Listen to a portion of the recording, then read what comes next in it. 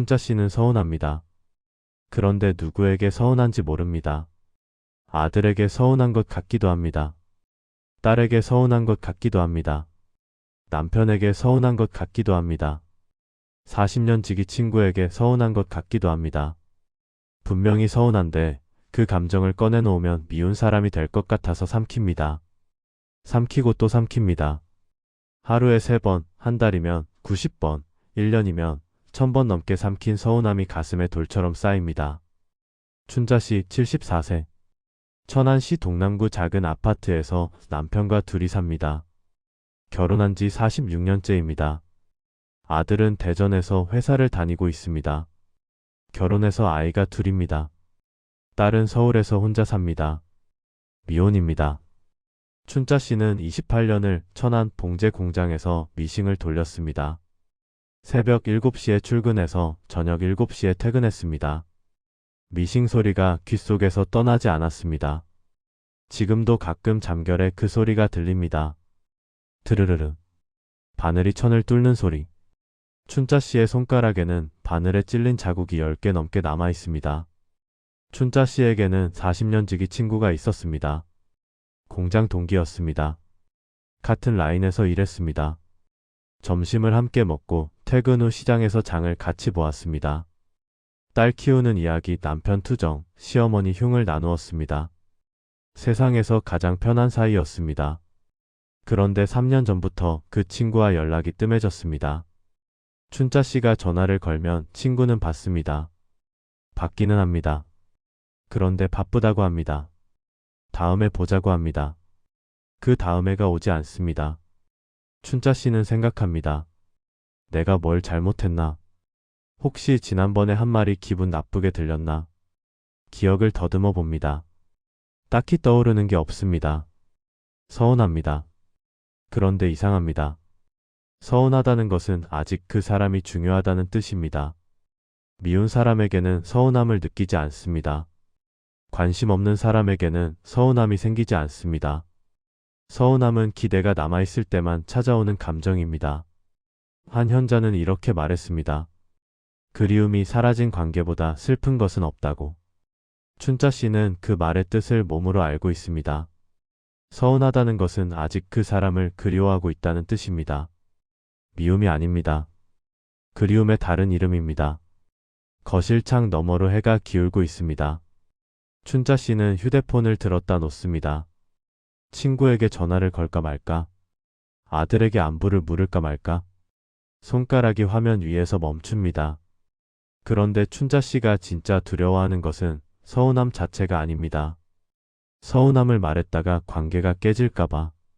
그 두려움이 입을 막고 있습니다. 춘자 씨에게는 언니가 있습니다. 3살 위 언니. 같은 천안에 삽니다. 차로 15분 거리입니다. 그런데 마지막으로 만난 것이 7개월 전입니다. 언니와 사이가 나쁜 건 아닙니다. 싸운 적도 없습니다. 그냥 연락이 뜸해졌습니다. 서서히 천천히 아무도 모르게. 처음에는 일주일에 한 번 전화했습니다. 한 달에 한 번이 되었습니다. 2달에 한 번이 되었습니다. 지금은 명절에만 안부를 묻습니다. 춘자 씨는 언니에게 서운함을 느끼지 않습니다. 이 사실이 더 무섭습니다. 서운함이 있는 관계는 아직 살아있는 관계입니다. 서운함이 사라진 관계는 이미 식어버린 관계입니다. 불이 꺼진 아궁이처럼 재만 남았습니다. 손을 대도 따뜻하지 않습니다. 춘자 씨의 남편도 비슷합니다. 46년을 함께 살았습니다. 처음에는 남편의 작은 행동 하나에도 서운했습니다. 생일을 잊으면 서운했습니다. 기념일에 꽃 한 송이 없으면 서운했습니다. 대화가 줄면 서운했습니다. 그 서운함은 아직 기대가 있다는 증거였습니다. 아직 이 사람에게 무언가를 바라고 있다는 뜻이었습니다. 그런데 언제부턴가 서운함이 사라졌습니다. 남편이 생일을 잊어도 아무 감정이 없습니다. 대화가 없어도 불편하지 않습니다. 같은 식탁에 앉아 밥을 먹는데 각자 텔레비전을 봅니다. 춘자 씨는 드라마를 보고 남편은 뉴스를 봅니다. 소리가 섞입니다. 대화는 없습니다. 한 조사에 따르면 결혼 30년 이상 된 부부의 40% 90% 이상이 하루 평균 대화 시간이 10분 미만이라고 합니다. 10분. 배달 음식을 시키는 전화보다 짧습니다. 하루에 10분, 한 달이면 300분, 1년이면 3600분입니다. 시간으로 환산하면 1년에 60시간입니다. 이틀 반입니다. 1년 중 이틀 반만 대화하는 부부. 그것을 함께 산다고 할 수 있습니까? 춘자 씨는 생각합니다. 남편이 싫은 게 아닙니다. 미운 것도 아닙니다. 그냥 아무 감정이 없는 겁니다. 그 무감각이 미움보다 무섭습니다. 아들과의 관계도 다르지 않습니다. 아들은 한 달에 한 번 전화합니다. 춘자 씨는 아들의 목소리를 듣습니다. 잘 지내냐고 묻습니다. 네. 아이들은 잘 크냐고 묻습니다. 네. 며느리는 건강하냐고 묻습니다. 네. 3분 만에 전화가 끝납니다. 춘자 씨는 전화를 끊고 나서 한참을 앉아 있습니다. 전화기가 아직 따뜻합니다. 춘자 씨는 아들에게 서운합니다. 이 서운함이 있어서 다행이라고 생각합니다. 아직 아들이 마음에 있다는 증거이니까. 서운함마저 사라지면 그때는 정말 끝입니다. 딸은 다릅니다. 딸은 일주일에 2번 전화합니다. 긴 대화를 합니다. 춘자 씨는 딸에게도 서운할 때가 있습니다. 서울에 혼자 사는 딸이 걱정되는데 딸은 괜찮다고만 합니다. 무슨 고민이 있는 것 같은데 말하지 않습니다. 춘자 씨는 알고 있습니다. 딸이 엄마 걱정시키기 싫어서 숨기는 거라는 것을. 그 서운함이 오히려 관계를 살려둡니다. 완전히 서운함이 없는 관계는 2가지뿐입니다. 하나는 완벽한 관계. 그런 관계는 존재하지 않습니다. 다른 하나는 끝난 관계. 감정이 완전히 식어버린 관계입니다. 춘자 씨는 거실 창밖을 바라봅니다. 가로등이 켜집니다. 불이 들어옵니다. 춘자 씨는 생각합니다. 서운함은 꺼지기 직전의 불빛 같은 것이라고. 그 불빛이 남아있을 때 바람을 막아야 합니다. 그런데 춘자 씨는 아직 모릅니다. 바람을 막는 법을. 춘자 씨에게는 삼킨 말이 많습니다. 10년 전 아들 결혼식 때의 일입니다. 춘자 씨는 한복을 입고 식장에 섰습니다. 미싱을 돌리던 손으로 아들의 턱시도 단추를 만졌습니다. 단추 하나가 삐뚤어져 있었습니다. 바로 잡아주었습니다. 아들이 고맙다고 말했습니다. 춘자 씨는 웃었습니다. 그런데 속으로는 울고 있었습니다. 하고 싶은 말이 있었습니다. 잘 살아라. 행복해라. 엄마는 내가 자랑스럽다. 그 말이 목까지 올라왔다가 내려갔습니다. 대신 다른 말이 나왔습니다. 양복 구김 조심해라. 춘자 씨는 감정을 말로 바꾸는 법을 배운 적이 없습니다. 공장에서는 손으로 일했습니다. 입이 아니라 손이 말했습니다. 미싱 속도로 실력을 증명했습니다. 가정에서도 마찬가지였습니다. 밥을 차리고 빨래를 개고 아이들 도시락을 싸는 것이 춘자 씨의 언어였습니다. 사랑한다는 말 대신 된장찌개를 끓였습니다. 고맙다는 말 대신 양말을 빨았습니다. 그런데 나이가 들수록 손으로 할 수 있는 일이 줄어들었습니다. 아들은 분가했습니다. 딸은 서울에 갔습니다. 더 이상 도시락을 싸줄 일이 없습니다. 반찬을 만들어 보내면 며느리가 부담스러워합니다. 춘자 씨의 언어가 통하지 않는 세상이 왔습니다. 서운함을 말하지 못하는 이유는 3가지입니다. 첫째, 거절당할 두려움입니다. 서운하다고 말했는데 상대가 무시하면 어떡합니까? 괜한 말했다고 후회할까 봐 입을 다뭅니다. 춘자 씨는 3년 전 친구에게 한번 서운하다고 말한 적이 있습니다. 왜 연락을 안 하느냐고. 친구가 웃으며 말했습니다. 바빴다고. 그 한마디에 춘자 씨는 더 이상 말하지 못했습니다. 바빴다는 말이 사실일 수도 있습니다. 그런데 춘자 씨에게는 거절처럼 들렸습니다. 둘째, 관계가 깨질까 봐 참는 습관입니다. 춘자 씨 세대의 여자들은 참는 것이 미덕이었습니다. 시어머니 앞에서 참고 남편 앞에서 참고 직장에서 참았습니다. 참으면 평화가 유지된다고 믿었습니다. 그런데 참는다고 평화로운 것이 아니었습니다. 참는다는 것은 감정을 지하실에 가두는 것과 같습니다. 지하실에 물이 차오릅니다. 언젠가 넘칩니다. 셋째, 스스로를 합리화하는 방어 기제입니다. 춘자 씨는 생각합니다. 이 나이에 서운한 감정을 느끼는 게 유치한 거 아닌가? 70 넘어서 삐치는 게 말이 되나? 다 큰 어른이 그러면 안 되지. 이렇게 스스로를 검열합니다. 서운함을 느끼는 자신이 부끄럽습니다. 하루에 한 번 삼킨 말. 한 달이면 30번. 1년이면 360번. 10년이면 3600번. 춘자 씨의 가슴에는 3600개의 말이 묻혀 있습니다. 꺼내지 못한 말들이 화석처럼 굳어 있습니다. 춘자 씨는 밤에 잠이 오지 않을 때 그 말들을 꺼내봅니다. 혼자서, 아무도 듣지 못하는 곳에서 천장을 보며 중얼거립니다. 아들아, 엄마 보고 싶지 않니? 친구야, 나한테 왜 그러니? 여보, 오늘 하루 어땠어? 아무도 대답하지 않습니다. 시계 소리만 똑딱거립니다. 그런데 춘자 씨가 모르는 사실이 있습니다. 표현하지 못한 서운함은 사라지지 않는다는 것을. 그것은 형태를 바꿀 뿐입니다. 춘자 씨는 삼킨 서운함이 어디로 가는지 압니다. 몸으로 압니다. 작년 추석 때의 일입니다. 아들 부부가 천안에 왔습니다. 춘자 씨는 이틀 전부터 음식을 준비했습니다. 갈비찜을 만들었습니다. 잡채를 볶았습니다. 전을 부쳤습니다. 손이 떨렸지만 괜찮았습니다. 아들이 오니까, 손주들이 오니까, 아들 가족이 도착했습니다.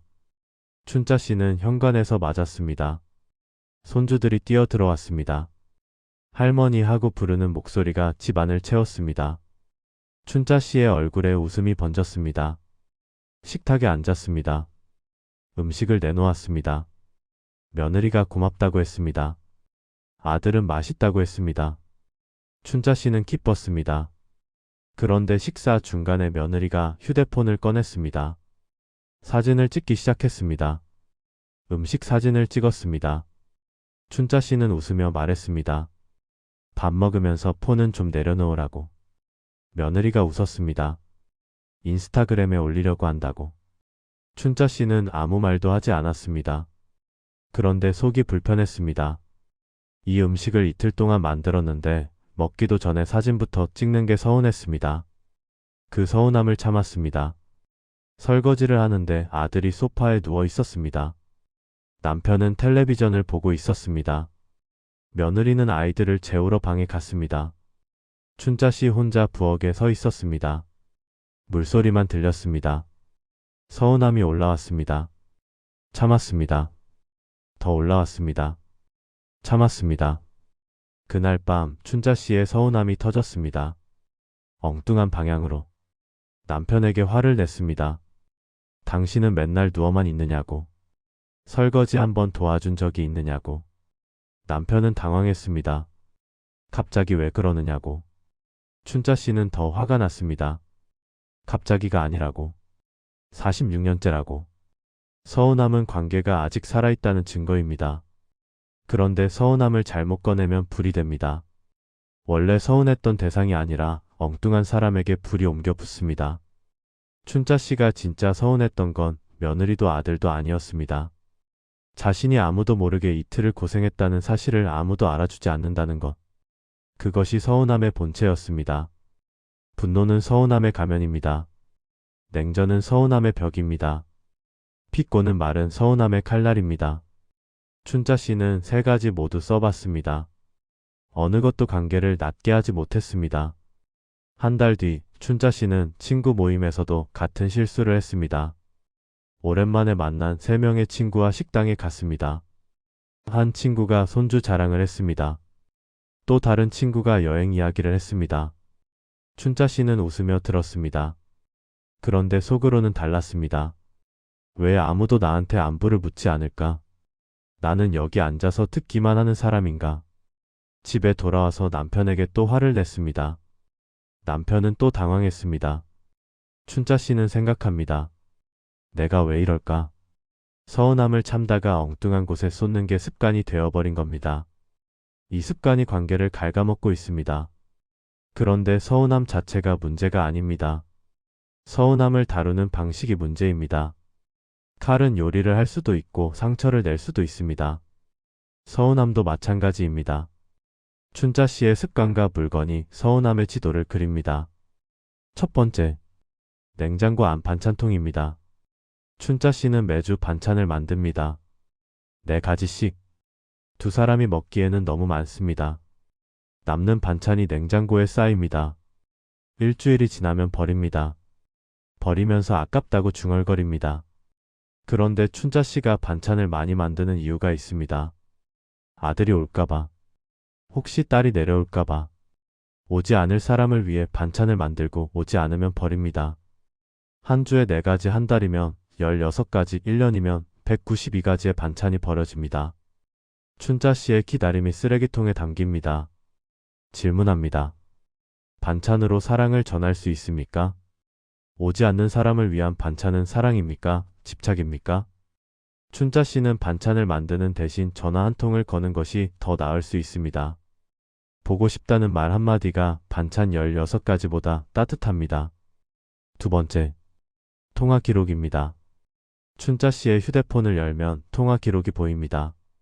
아들에게 건 전화 12통, 아들이 받은 전화 8통, 4통은 부재 중입니다. 딸에게 건 전화 24통, 딸이 받은 전화 24통, 친구에게 건 전화 6통, 친구가 받은 전화 3통, 3통은 부재 중입니다. 숫자가 마음을 말해줍니다.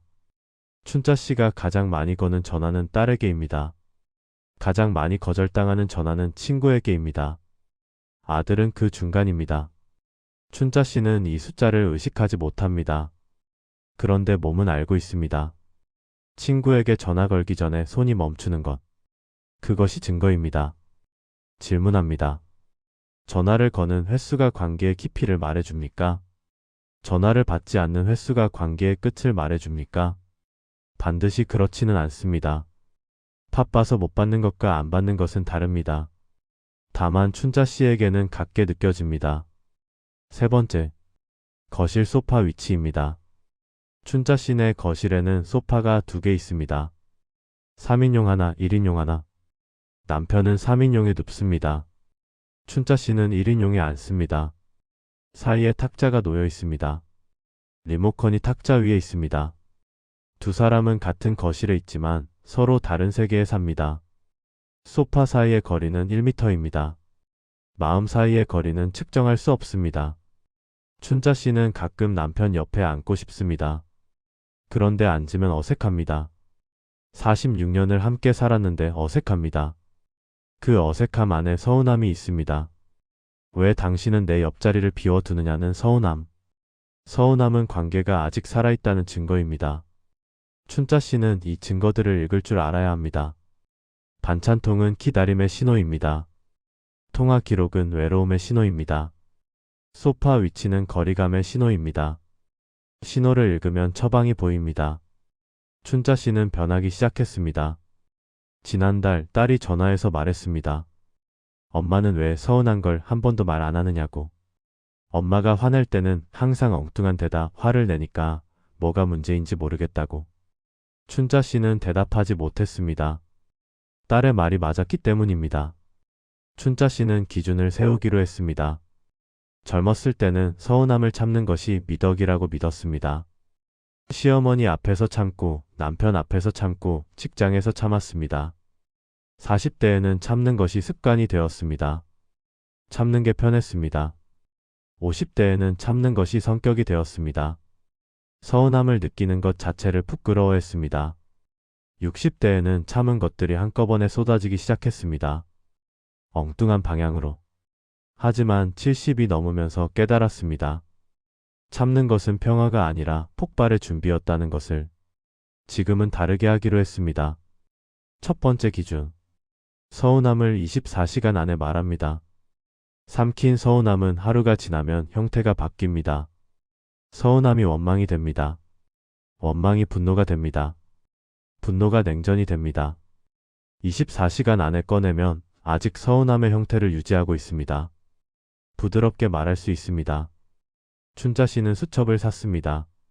서운한 일이 생기면 적습니다. 누구에게 왜 어떤 감정인지. 적고 나면 조금 정리가 됩니다. 정리가 되면 말할 수 있습니다. 두 번째 기준. 서운함을 말할 때 상대를 공격하지 않습니다. 춘자 씨는 예전에 서운함을 표현할 때 항상 상대를 주어로 놓았습니다. 당신이 왜 그랬느냐? 내가 전화를 안 하잖아. 너는 맨날 그러잖아. 이렇게 말하면 상대는 방어합니다. 벽을 세웁니다. 지금은 나를 주어로 놓습니다. 나는 그때 서운했다. 나는 내가 보고 싶었다. 나는 혼자 준비하면서 외로웠다. 같은 감정인데 방향이 다릅니다. 세 번째 기준. 상대의 반응을 통제하려 하지 않습니다. 서운함을 말해도 상대가 미안하다고 하지 않을 수 있습니다. 알겠다고만 할 수도 있습니다. 아무 반응이 없을 수도 있습니다. 춘자 씨는 그것을 받아들이기로 했습니다. 서운함을 말하는 목적은 상대를 바꾸는 것이 아닙니다. 내 감정을 전달하는 것입니다. 전달했으면 된 겁니다. 하루에 한 번 서운함을 적습니다. 한 달이면 30개의 기록이 쌓입니다. 그중 말로 꺼낸 것은 10개. 나머지 20개는 적고 나니 사라졌습니다. 적는 것만으로도 풀리는 서운함이 있습니다. 1년이면 360개의 기록 중 120개를 말로 꺼냈습니다. 나머지는 수첩 안에서 조용히 녹았습니다. 개인 상황에 따라 다릅니다. 모든 서운함을 말할 필요는 없습니다. 말해야 할 서운함과 놓아도 되는 서운함을 구분하는 눈이 필요합니다. 구분이 어려우면 전문가 상담을 권합니다. 춘자 씨의 수첩에는 빨간 줄이 그어진 페이지가 있습니다. 꼭 말해야 할 서운함입니다. 그 옆에 파란 줄이 그어진 페이지가 있습니다. 놓아도 되는 서운함입니다. 빨간 줄과 파란 줄이 춘자 씨의 관계를 정리하고 있습니다. 춘자 씨의 서운함에 이름을 붙입니다. 아들에게 느끼는 서운함. 그것은 무관심이 아닙니다. 존재감의 갈망입니다. 춘자 씨가 원하는 것은 아들의 시간이 아닙니다. 아들의 세계에 자신이 아직 있는지 확인하고 싶은 겁니다. 한 달에 한 번 전화가 오면 춘자 씨는 안심합니다. 전화가 오지 않으면 불안합니다. 아들이 나를 잊은 게 아닌가? 내가 아들의 삶에서 사라진 건 아닌가? 춘자 씨가 전화를 기다리는 것은 대화를 원해서가 아니라 확인을 원해서입니다. 내가 아직 중요한 사람인지. 남편에게 느끼는 서운함. 그것은 불만이 아닙니다. 동반자의 부재입니다. 46년을 함께 살았지만 함께 산 것이 아닐 수 있습니다. 같은 지붕 아래서 각자의 삶을 살았을 수 있습니다. 춘자 씨가 서운한 것은 남편이 설거지를 안 해서가 아닙니다. 남편이 자기를 보지 않아서입니다. 옆에 있는데 없는 것처럼 느껴지는 것. 그 투명함이 서운함의 본체입니다. 친구에게 느끼는 서운함. 그것은 배신감이 아닙니다. 시간의 슬픔입니다. 40년 동안 함께했던 시간이 사라지는 것이 아까운 겁니다. 친구가 멀어지는 것은 친구 잘못이 아닐 수 있습니다. 서로의 삶이 달라진 것일 수 있습니다. 그런데 춘자 씨에게는 버림받는 것처럼 느껴집니다. 여러분께 묻습니다. 완벽한 관계란 무엇입니까? 서운함이 없는 관계입니까? 아닙니다. 서운함이 없는 관계는 감정이 없는 관계입니다.